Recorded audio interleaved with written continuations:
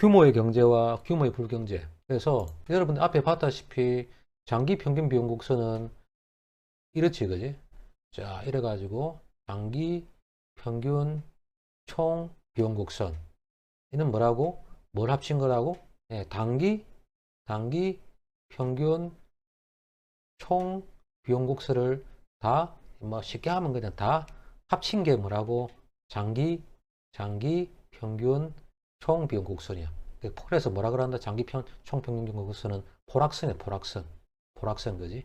얘들이 요 안에 다 들어가잖아, 그지? 자, 그러면서 결과적으로 봤을 때 장기 평균 비용 곡선이야. 장기 평균 비용 곡선이고, 이게 최저점이 되는 거고, 그지? 이런 건데, 자, 우리가 여기 알아야 되는 게 뭐냐면, 이제 규모의 경제와 규모의 불경제가 장기 평균 총 비용 곡선에서 나타난다고 하는 겁니다. 자, 먼저 규모의 경제는 뭐냐? 자, 우리가 장기 평균 총 비용 곡선에서 이렇게 평균 비용이 체감하는 부분, 평균 비용이 이렇게 계속해서 떨어지는 이 부분이 뭐냐면, 평균 비용이 떨어지고 있잖아, 그지? 평균 총 비용 곡선이 체감하는 요 영역에서는 뭐가 나타나냐면 비용이 절감되잖아, 그지? 그러니까 규모의 경제가 나타난다고 얘기합니다. 규모의 경제가 나타난다 그러고, 다른 말로는 뭐냐면 규모 수익이 체증한다 해가지고 increasing returns to scale이라고 합니다. 그래서 규모가 커지는 그런 단계, 규모의 수익이 커지는 단계다. 왜냐하면 비용이 자꾸 떨어지니까, 그지? 생산량을 이렇게 밑에 그림이 나와 있잖아, 그지?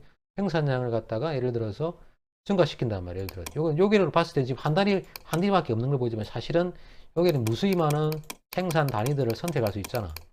계속의 어떻습니까? 생산을 증가심에 따라서 평균 증가시키더라도 평균 비용이 어떻다? 계속해서 떨어지지, 그지? 생산량을 증가시키더라도 평균 비용 계속 체감한다. 이 영역이 뭐냐면 규모의 경제가 존재한다. 그지? 비용이 떨어지니까 수익이 계속해서 올라갑니다. 자, 그래서 여태는 어떻다? 대규모 생산이 이루어지면은 노동의 전문화가 생기고, 그지? 대규모 생산하면 분입이 생기니까, 그지? 자기 한 가지 일만 계속 할 수 있잖아, 그지? 그 다음에 관리의 전문화. 예.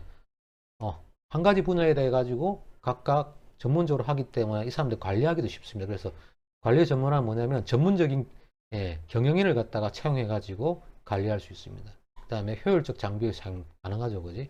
효율적으로 장비 사용한다.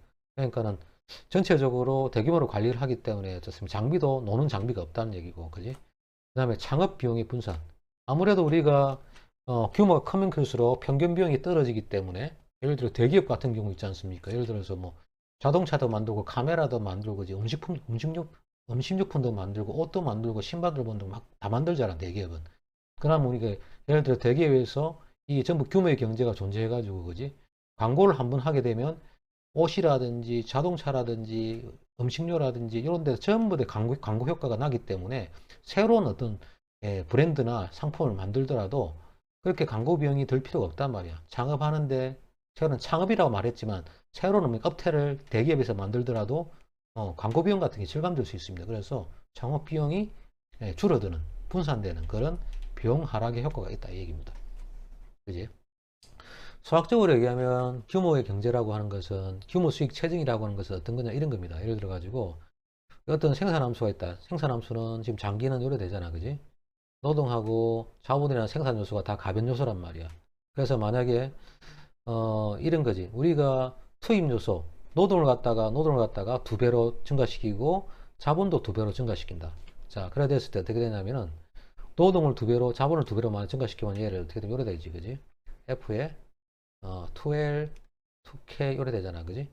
자, 노동과 자본을 갖다가 두 배로 증가시키면 생산량이 몇 배로 증가된다? 두 배보다 크게 증가되는 거.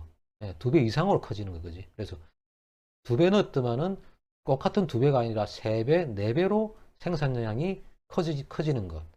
즉 수익이 증가되는 걸 우리가 뭐라 그럽니까? 규모의 수익 체증, 뭐 이렇게 얘기합니다. 이렇게 가능한 이유는 뭐다? 평균 비용이 계속해서 하향하기 때문에, 체감하기 때문에 가능하다는 거고. 그 다음에 규모의 불경제.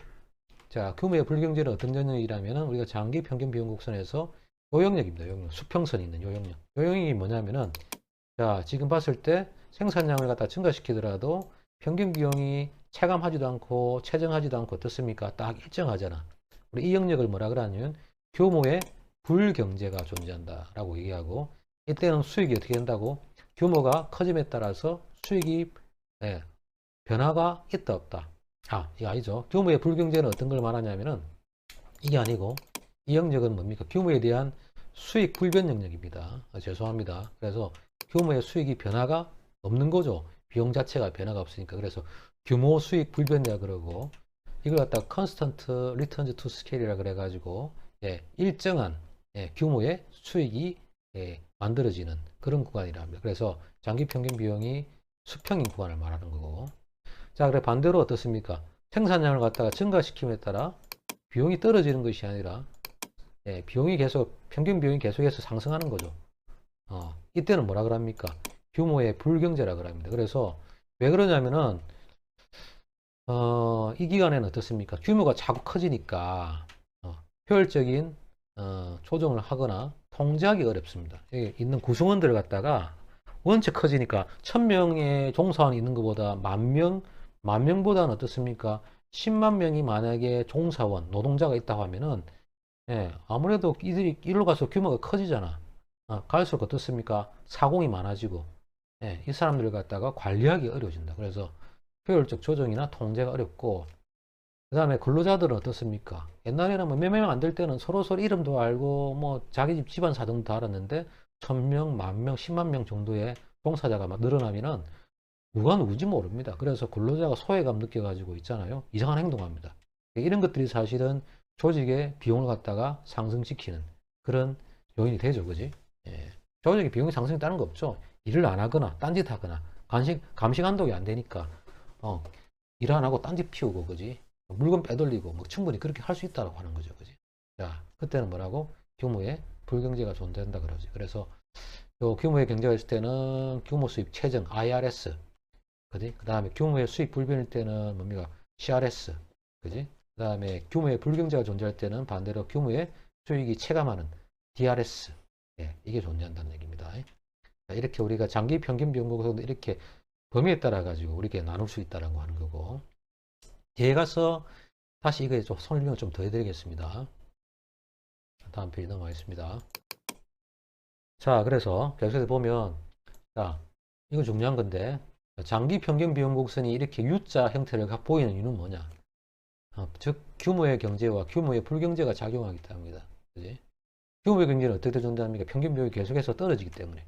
그다음에 규모의 불경제가 작용하는 경우는 평균 비용이 증가되기 때문에. 자, 이거지. 그런데 조심해야 되는 건 뭐냐면 생산 요소의 가격이 상승하거나 또는 수학 체감의 법칙이 작용하기 때문에 아니다. 그지? 규모의 경제가 존재하는 게 뭐 예를 들어 가지고 생산 요소의 가격이 상승해서 예를 들어 가지고 올라가든지 불경제가 존재한다든지 수학 체감의 법칙이 작용해 가지고 떨어진다든지 그게 아니란 말이야. 왜? 장기에는 모든 생산 요소가 고정 요소입니까? 가변 요소입니까? 모든 생산 요소가 가변적이죠. 가변적이기 때문에 수학 체감의 법칙이 작용 안 합니다. 단기에만 수학 체감의 법칙이 존재하죠. 왜? 자본이 고정되어 있기 때문에, 그지? 노동을 계속해, 자본이 고정되어 있는 데다가 여기다 계속해서 노동을 갖다가 투입하잖아. 노동을 갖다가, 가변 요소 요것만 투입 자꾸 시키니까 생산성이 증가됐다가 이게 떨어지는 거지. 그지? 수학 체감의 법칙이 적용한단 말이야. 그지? 자, 그 다음 또 어떻습니까? 장기에는 어떻습니까? 이 생산 요소의 가격이 있지 않습니까? 일정하다고 가정하고 있습니다. 물론 생산 요소의 가격이 생산 요소라는 얘기는 뭐 노동이나 자본의 가격인데 뭐 단적으로 노동의 가격조차도 사실은 변하죠. 그지? 노동이 예를 들어 가지고 노동자 어떤 특정한 제품을 생산하는데 노동자를 구할 수 없으면 노동자의 뭡니까? 생산 요소 즉 임금이 올라간단 말이야. 그러니까 이러한 어떤 외부적인 어떤 영향들을 갖다가 분석의 편의를 위해서 단순화시켜 가지고 생산 요소의 가격은 변화가 없다. 또는 예를 들어서 아까처럼 뭡니까? 뭐 기름 유가가 상승해 가지고 기계를 돌리는 뭐 기름값이 올라가 가지고 기계의 유지 비용이 올라간다든지 이런 거를 갖다가 감안하지 않고 단순하기 위해서 아까 말했다시피 노동이라든지 자본의 생산 요소의 가격이 외부 충격에 일정하다고 가정하고 있습니다. 이러한 상황이기 때문에 어떻습니까? 장기 평균 비용 곡선 U자의 형태의 이유가 규모의 경제와 불경제가 작용하기 때문이다라고 여러분들이 답을 해줘야 됩니다. 됐죠? 자, 그래 앞에서 규모의 경제가 존재할 때는 평균 총 비용이 어떻다 체감할 때지, 그지? 체감할 때고. 그럴 때 어떤 현상들이 나타나냐면 노동의 전문화, 그 다음에 관리의 전문화, 그 다음에 효율적 자본 설비 규모가 가능하고, 그 다음에 다른 요인들이 있는데 먼저 노동의 전문화는 뭡니까? 아무래도 규모가 커지니까, 그지? 업무도 세분화되고, 그지? 각각이 맡은 부분에 대해서 분업이 돼 가지고 한 우물만 파니까 숙련도가 증가되고 시간도 절약되고 따라서 업무 효율이 증가되죠. 그러니까 당연히 어떻습니까? 생산비가 절감될 거야, 그지? 자, 그 다음에 관리 전문화. 인력 관리를 갖다 개선할 수 있죠, 그지? 분업이 되니까 여러 가지 인사부라든지 생산부라든지 전문적인 경영인을 갖다가 고용해가지고 어떻습니까? 관리할 수 있단 말이야, 그지? 그래서 역시 단위 생산비가 절감될 수 있을 거고, 효율적 자본 설비 규모. 예, 좀 더 규모화된 설비죠, 그지? 주먹구구식이 아니고 장비를 좀 더 효과적으로 사용할 수 있도록 또 교육도 시키고, 그지? 그 다음에 어떻습니까? 이런 엄청난 시설인 고정 비용을 어떻습니까? 대규모 생산에다가 분산하죠. 몇 개만 생산하는 것이 아니라 대규모로 생산하는 시설로 하기 때문에 대규모 생산에 맞도록 어떻습니까? 사용토록 한단 말이에요. 그렇기 때문에 어떻습니까? 단위 생산비가 역시 감소할 거고. 기타 이거 말고도 어떤 게 있습니까? 생산량과 무관한 고정 비용, 이런 평균 광고비 같은 거, 광고비 같은 걸 절감할 수 있다고 했죠. 기업체에서 여러 가지 업체들이 있잖아. 업종들이 있고. 그러면 기업에서 광고를 한 번 하게 되면 각각의 업종이 어떻습니까? 좋은 이미지를 갖다 심어줄 수 있기 때문에 개별로 광고하는 것보다 훨씬 어떻습니까? 수월하단 말이야. 그지? 자, 그 다음에 아까 말했다시피 이거 학습 효과에 의한 생산 및 영업에 대한 전문 지식이 증가하죠. 그지? 예를 들어서 학습 효과라는 그거죠. 여러분 실제로 경험해보고 체감해보면은 느껴보면 그죠? 이렇게 그거에 대한 노하우가 생기잖아. 그지? 예. 어떤 기업체에 대한 물건을 써보면 그 기업체에 대한 물건에 대한 이해도가 높아진단 말이에요. 예. 그런 것들을 말합니다. 영업하는 사원들도 마찬가지잖아. 그지? 영업하는 사원들도 당연히 물건을 팔다 보면 자기 물건에 대해서 이해를 높여가지고, 그지? 고객들한테 소개를 하기 때문에, 예, 전문적인 지식이 증가됩니다. 그래서 이런 것들이 기업에 있던 물건을 갖다가 생산하는 또는 생산비를 갖다 감소시키는 그런 영향을 준다는 얘기 됐죠. 그다음에 규모의 불경제는 아까 말했다시피 평균 총비용을 갖다 체등시키게 만드는 건데, 그지? 평균 총비용이 증가시키게 만드는 건데, 규모가 아무래도 커지기 때문에, 예, 기업 활동을 갖다가 효율적으로 조정 통제가 곤란하고, 그지? 관료주의적인 의사결정, 예, 그지? 의사결정 구조가 되죠. 옛날에 두 명이서 막 할 때는 혼자서 사장도 하고 격리도 하고, 그지? 영업도 하고 마케팅도 하고 기획도 하고 다 했는데 조직이 커지니까 막 분업시키잖아. 그럼 부서도 많아지고 사람도 많아지니까 어떤 하나를 결정할 때는 어떻습니까? 의사결정 라인을 갖다 다 거쳐야 되는 거지, 그지? 그러니까 집행의 비효율성이 존재하죠. 관료주의적인 작태가 나타나는 거지. 그래서 뭐 경제학자 중에 유명한 어떤 분이 레벤슈타인이라는 분은 레벤슈타인, 예, 기업이 커지면 커질수록 규모가 될수록 뭐가 나타난다?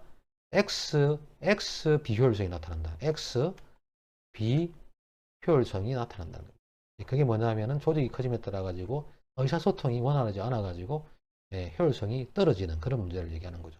특히 관료주의적 문제 때문에 그렇죠. 그 다음에 대량 설비로 인한 근로자들의 부속품화, 그지? 곤중 속의 고독, 그지? 근무 태만, 뭐 도덕적 해이 이런 문제들이 생길 수 있다. 이런 것들이 평균 비용을 갖다가 올릴 수 있다는 얘기죠.